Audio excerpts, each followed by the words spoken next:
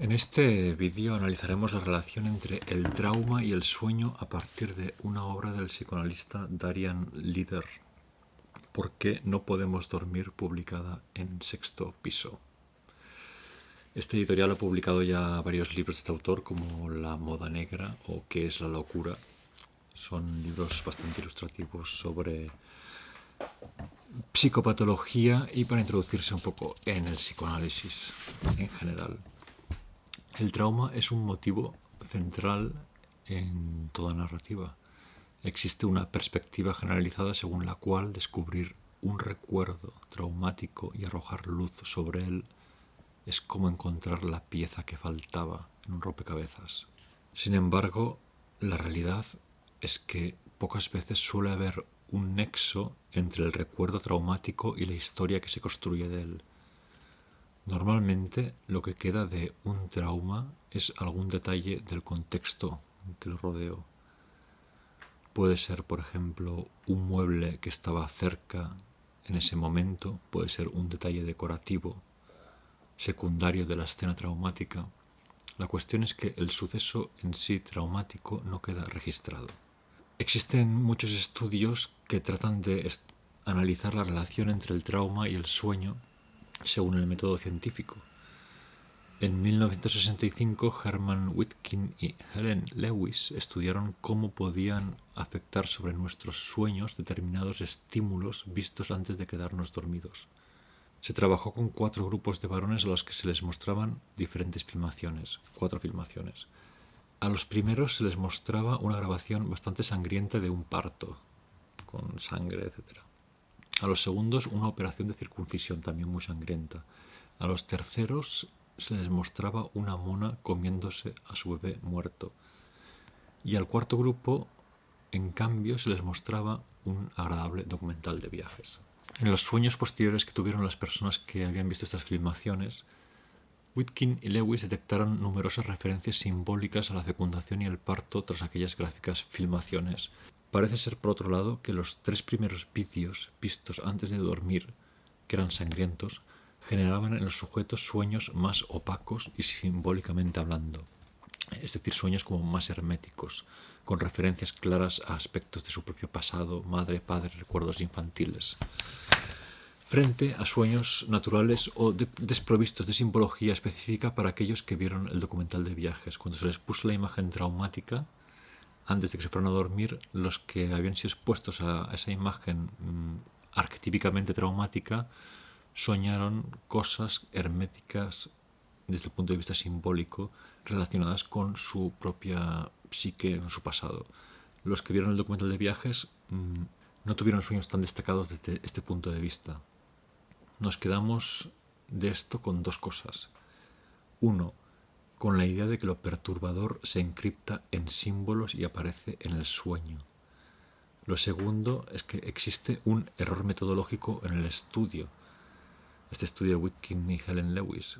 Los investigadores pretenden extraer una estadística cuando lo que obtienen en realidad son sueños individuales de personas que se fusionan con hechos y recuerdos pasados personales.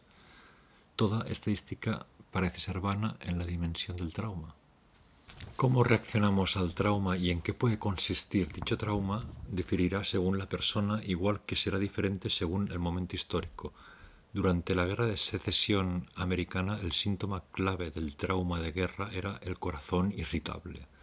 En la Primera Guerra Mundial era la neurosis conocida como shock del obús. En la Segunda Guerra Mundial se definiría como fatiga de combate, y solo a partir de la Guerra de Vietnam adoptó la nomenclatura que conocemos, trastorno por estrés postraumático. Para que una persona sea diagnosticada con estrés postraumático tiene que sufrir una serie de síntomas. Sin embargo, un estudio cualitativo de la Universidad de Cambridge realizado en el año 2007 estima que el 75% de las personas que han padecido algún trauma de guerra no sufren los síntomas tipificados. Es difícil asignar este trastorno a determinadas personas, dado que muchas veces los síntomas son muy difusos o variables o son difíciles de rastrear o de relacionar con lo traumático, como veremos. Estamos, pues, como vemos, desde diferentes puntos ante arenas movedizas y, sin embargo, todos tenemos claro en nuestro interior qué es lo traumático. Desde un punto de vista médico se centró primero la atención en síntomas físicos y actualmente se incide más en la memoria y en las perturbaciones de la misma. Existe la creencia extendida de que el sueño REM facilita la transferencia de recuerdos del día desde su lugar de almacenamiento a corto plazo hacia la memoria a largo plazo. Desde cierta perspectiva médica se argumenta que la ausencia de sueño REM impediría la transferencia y provocaría que el trauma quedara como atrapado en la memoria a corto plazo, facilitándose su activación y evocación a partir de pistas ambientales. Por ejemplo, un sonido determinado, un timbre o un portazo nos devolverían al instante al campo de batalla y a la experiencia traumática. Un timbrazo, un sonido que nos evoca no sé qué, nos devolvería la sensación traumática, el dolor, la herida.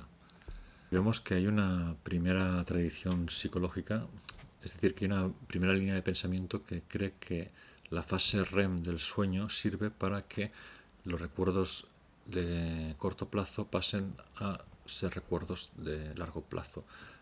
Una fase, digamos, de procesamiento de la información del día. La idea sería que esto, cuando se inscribe el trauma no puede realizar este proceso y se queda como en bucle en la memoria a corto plazo y además codificado por otros índices que lo llaman y que lo hacen aflorar en nosotros. Comprobar todo esto desde un punto de vista científico es complicado porque si nos atenemos a la clínica psicoanalítica, el contenido que supuestamente queda atrapado en la memoria a corto plazo y en bucle y que experimentamos como flashbacks o pesadillas es muchas veces algo que no le ha ocurrido realmente al sujeto.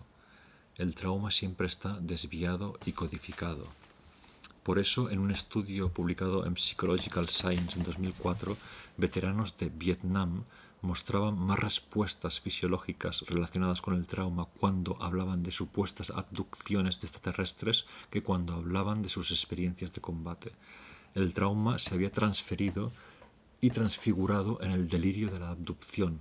El síntoma surgía cuando hablaban de eso y no cuando se les preguntaba directamente sobre la experiencia de combate. Había habido una transferencia. Al mismo tiempo, esto es una experiencia seguramente compartida. El trauma se invoca muchas veces a través de expresiones secundarias, frases hechas, dichas por otra gente, etc. Podemos tener durante años pesadillas con, por ejemplo, un anuncio de la tele, un personaje de una película. El anuncio de la tele o el personaje de la película están actuando como marcadores del trauma, disfraces del trauma. Aquí cuenta el caso Darian Leader de una paciente que describió una escena en la que, de niña, fue tocada por parte de su padrastro. Esta paciente relató detalles precisos del suceso. Sin embargo, tras unos meses de análisis, la propia paciente se dio cuenta de que esa escena era en realidad fake. Se dio cuenta de que la había importado casi por completo de una amiga suya que sí había sido objeto de abusos demostrados. Y la cuestión no es que la paciente no tuviera un trauma, lo tenía. La cuestión es que aquello que ella creía que era el trauma, ser violada por padrastro, era una máscara de otro trauma. Esta es la complejidad y sutileza del trauma. Es una operación muy habitual de la mente tomar recuerdos prestados cuando la memoria se consolida. Por eso hay que desconfiar de la memoria, porque la construcción es mucho más literaria de lo que creemos e incluso las verdades fundamentales podrían ser disfraces de otras verdades más importantes. Esto uno lo capta enseguida, rápidamente, cuando lleva unos meses escribiendo un diario y pasado el tiempo vuelve a leer lo que escribió meses o años atrás y lo coteja con sus recuerdos construidos. Verá que hay una disonancia muy importante, sobre todo si se deja un largo espacio de vacío entre la escritura de aquel recuerdo y el volver a él años después. Tenemos el caso de Joseph Robertson, soldado que combatió con la 30 División de Infantería de los Estados Unidos en la batalla de las Ardenas. En esta batalla tuvo que matar a un soldado alemán que reptaba por una zanja. Le dijo al soldado alemán que se rindiera. El soldado no se rindió, sacó su pistola y Robertson tuvo que disparar primero y matarlo. Durante años, lo que soñó este soldado fue la imagen de aquel soldado rubio, de piel pálida y ojos azules al que había matado. Lo que aparecía no era el momento de la muerte o la destrucción o desfiguración del soldado, sino la imagen angelical del mismo. La imagen, en este caso, es un sustituto algo que indica el punto de un horror inconcebible. La imagen está justo en el borde del horror inconcebible. Es algo no pensable, lo que viene después, lo que está detrás de esa imagen. Ante estas imágenes el terapeuta no puede descubrir el trauma sin más, no puedes decirle, te pasa esto por este motivo, lo que hay detrás de esta imagen es esta otra cosa, no lo puedes decir así. Hay que permitir que aflore. No es lo mismo circunscribir un trauma que tratar de recordarlo y trabajarlo. Aquí, para ir cerrando y ligando, volvemos a los sueños. Los clínicos saben que cuando los sueños de un paciente comienzan a llevar inscritos ciertos hechos traumáticos, se ha producido un progreso. Darian Lieder, autor de este libro que estamos comentando, ¿Por qué no podemos dormir?, una investigación sobre el sueño muy interesante, nos habla de un paciente que fue abandonado cuando era niño durante 1 año por el padre. El paciente no recuerda nada de ese abandono, no siente que haya una herida allí. Lo que recuerda el paciente es el regreso del padre, en concreto un regalo que el padre le trajo al regresar. Sin embargo, cuando avanzó el análisis, el paciente destacó de pronto un ciclo de sueños en los que se veía acercándose a una casa vacía identificada como el hogar de su infancia. Despertaba de esos sueños con sentimientos de extremo vacío y desconsuelo. El sueño estaba simbolizando la situación. Después del trabajo analítico, cuando se produjo este ciclo de sueños, empezaron a disminuir los síntomas por los que había llegado a la terapia. O sea, de alguna forma se abre la conexión con la herida y se permite que el inconsciente mismo la trabaje y la cauterice en el sueño.